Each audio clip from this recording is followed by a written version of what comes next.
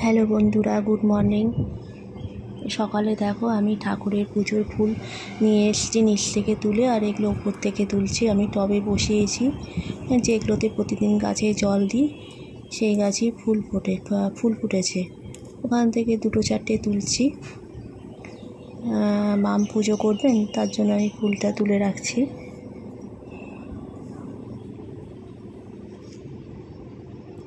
তো ফুল তুলে তো চলে এলাম। সকালে চাও হয়ে গেছে, সেটা তোমাদের সাথে আর শেয়ার করিনি, কেন আমার হাজব্যান্ড দেওর সব খেয়ে বেরোবে। আজকে হচ্ছে সোমবার সকাল, অতি ব্যস্ততার মাঝেও তোমাদের সাথে এই ব্লগটি একটু শেয়ার করেছি।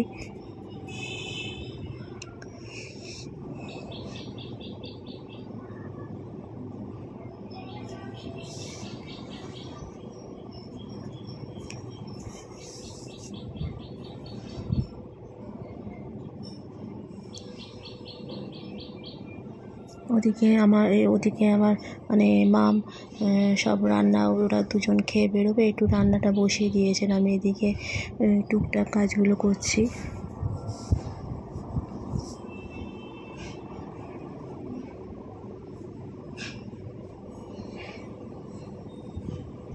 ওনাকে সাহায্য করে দিচ্ছি, রান্নাবান্না সব সাহায্য করে দিচ্ছি। আমাদের সকালবেলাটা একচোট হয়ে যায়, আবার ওরা বেরিয়ে যাওয়ার পরে আবার দুপুরে রান্না শুরু হয়, মানে দুবার করে রান্না হয়। সকালবেলা মানে আমার হাজব্যান্ড খেয়ে বেরোয় ভাত, আর আমার দেওর খেয়ে বেরোয় জলখাবারে টিফিন, মানে রুটি কি পরোটা কি লুচি। এবার দুজনকার আলাদা আলাদা করে টিফিন করতে হয়। বুঝতেই পারছো, মানে সকালে অতি ব্যস্ত, 9টার মধ্যে খেয়ে বেরোবে।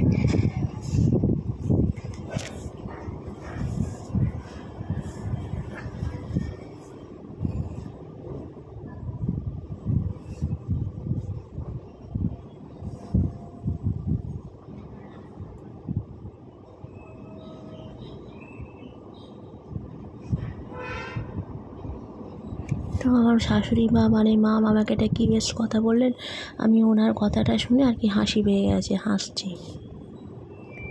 এদিকে আমার শ্বশুরমশাইকে মানে বাবাইকে চোখের ওষুধ দিতে গেছি, উনি আমাকে দাঁড় করিয়ে রেখেছেন। আমি বলছি তাড়াতাড়ি করো, আমার অন্যান্য আরও সব কাজ আছে।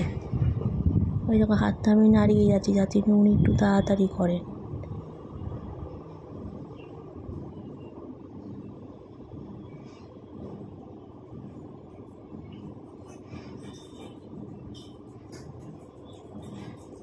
আমার হাজব্যান্ডের সাথে কম্পিউটারে একটু কাজ করছিলেন।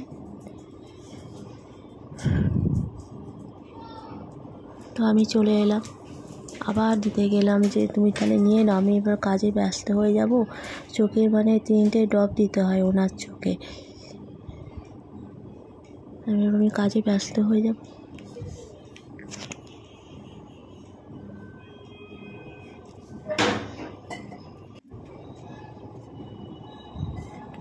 তো চোখের ড্রপটা দিয়ে রান্নাঘরে চলে এলাম। দেওর খেয়ে আবার বেরোবে।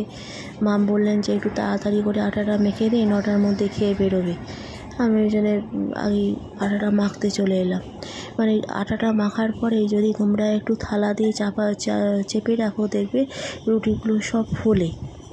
ওই জন্য আমি আগে তাড়াতাড়ি সব কাজ মানে ফেলে রেখে আগে আটাটা মাখতে চলে এলাম, যে আটাটা মেখে একটু থালা দিয়ে জিনিসটাকে করে রাখি, ঢাকা দিয়ে রাখি।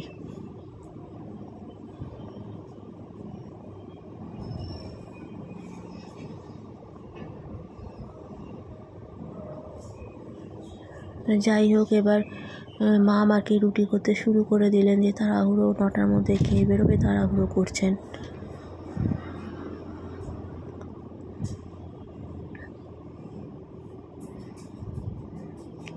আমার এই ব্লগটি কেমন লাগছে একটুখানি বলো, একটু শেয়ার করে দিও, একটু সাবস্ক্রাইব করে দিও, কমেন্ট করো। কমেন্ট করলে আর কি ভালো লাগে যে আমি একা নেই, আমার পাশে আরও কেউ আছে। কমেন্টে লেখো।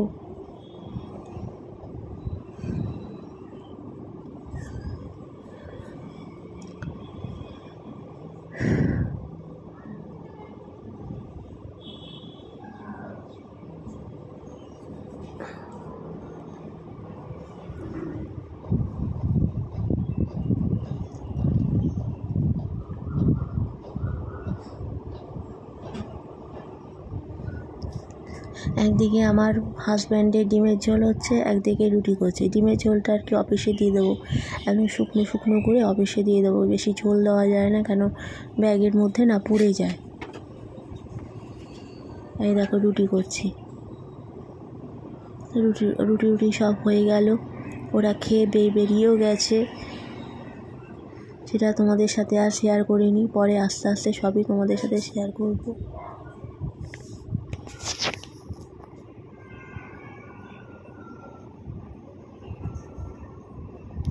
তো ঘরে যেগুলো টুকিটাকি কাজ, ঝাড়া মোছা, ঝাঁট দেওয়া, এগুলো একটু করে নিয়েছি তাড়াতাড়ি করে।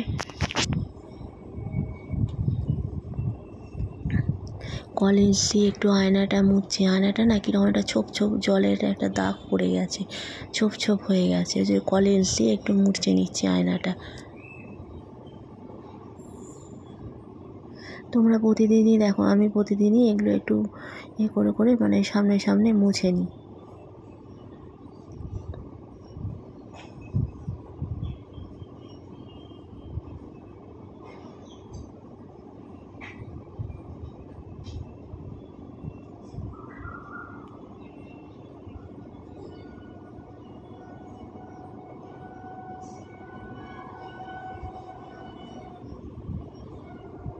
তো এবার আমার হাজব্যান্ডের কম্পিউটার টেবিলটা একটু মুছবো।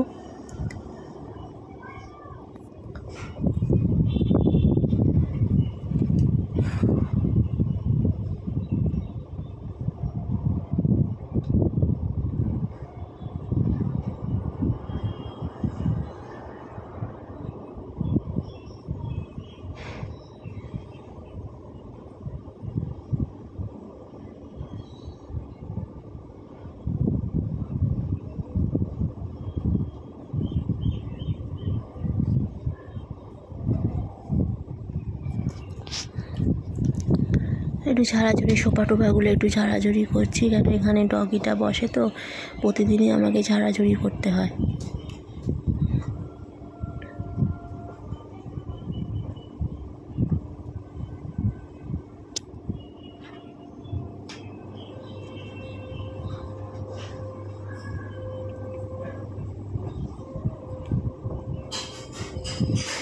আমার এই ব্লগটি তোমাদের কীরকম লাগছে একটুখানি বলো, কমেন্টে লেখো। একটু চ্যানেলটাকে সাবস্ক্রাইব করে দিও, যেন আরও আরও আরও বেশি জনের কাছে আমার এই ব্লগটি সবার কাছে যেতে পারে।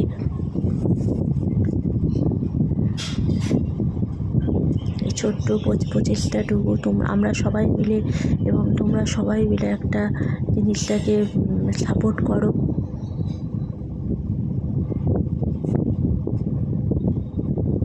আসলে উপরের ঘর তো হাওয়া দিলে এত মানে ধুলো পড়ে, মানে প্রচণ্ড ধুলো হয় ঘরগুলোতে। কেউ বলবে না যে প্রতিদিন ঘর ঝাড় দিয়ে মোছা হয়। তারপরে তোমরা তো দেখেছো বিভিন্ন আসবাবপত্রগুলোকে আমি প্রতিদিনই একটু সামনাসামনি সে একটু ছেড়ে নিই।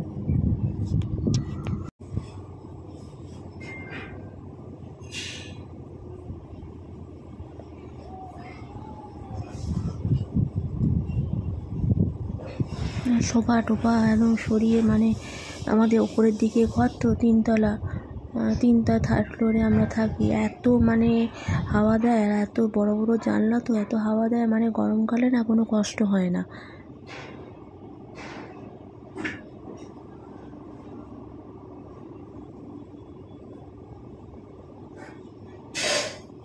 তাড়াতাড়ি করে আর কি সকালে খাবারটাও খাওয়া হয়ে গেছে, জলখাবার খাওয়া হয়ে গেছে। মা মাটি চান করতে গেছেন, যে উনি চান টান করে এসে পুজো করবেন। তার আগে আমি চাইছি ঘরটা ঝাড় দিয়ে একটুখানি ঠাকুরের সামনেটা একটুখানি মুছে দিতে। হয়তো কাজে দিদি যখন আসবে তখন তো ও আবার ঘর ঝাড় দিয়ে ঘর মোছে। কাজে দিদি তো আসে সেই বিকেল 3:30টার সময়, অতক্ষণ বাসি ঘর পড়ে থাকবে। আমি সকালবেলায় একটু ঘরগুলো একটু ঝাড় দিয়ে রাখি।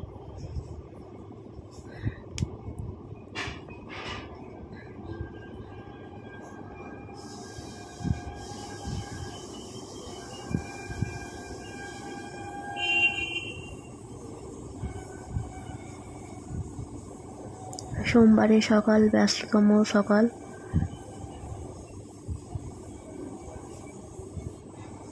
ব্যাস এবারে আমি গাছগুলোতে আমি প্রতিদিন সকালবেলা ঘুম থেকে আগে উঠে দেখি ওদের যে সবাই কীরকম আছে। প্রতিদিন আমি সকালবেলা একবার জল দিই, আর এখন তো গরম পড়ছে, আমি বিকেলবেলা আরেকবার জল দিই। যেমন পোকা ধরে গেছে, গাছটায় পোকা ধরে গেছে, ওই জন্য একটু দিচ্ছি, ওটাকে কীটনাশক দিচ্ছি। পোকা ধরে গিয়ে গাছটাকে যা করে দিয়েছে অপরাজিতা ফুলের গাছটা, খুব ফুল হতো, 25টা 26টা করে এরকম ফুল হতো, আর সেখানে একটাও ফুল হচ্ছে না। অনেক বীজ হয়ে গেছে কিন্তু ফুল একটাও দিচ্ছে না। খুব মন খারাপ লাগে গাছটাকে দেখলে। জানি না গাছটা আবার আগের মতন ঠিক হবে কি না।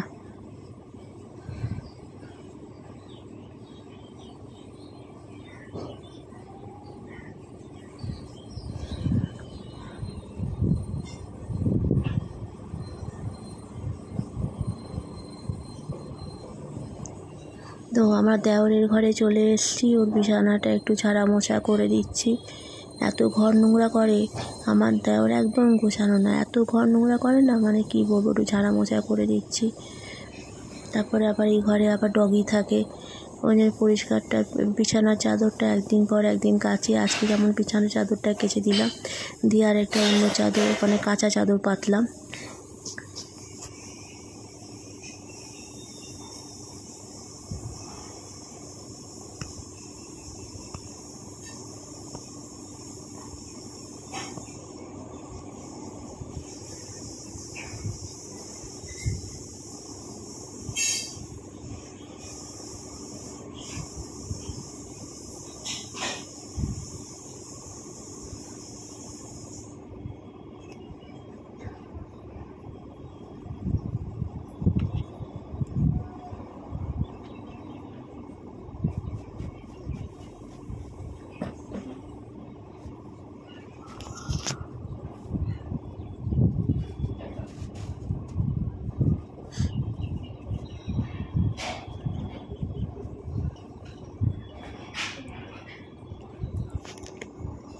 মামের সাথে কি কথা বলছেন, আমি তার কথার উত্তর দিলাম। আমার এই চ্যানেলটাকে একটুখানি সাবস্ক্রাইব করে দিও, যাতে আমার আরও নতুন নতুন বন্ধু হয়, আরও আমি সাপোর্ট পাই। কমেন্টে লেখো।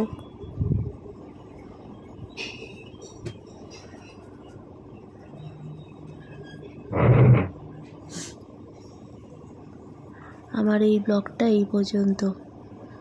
টাটা। আবার নেক্সট ব্লগে তোমাদের সাথে আবার দেখা হবে।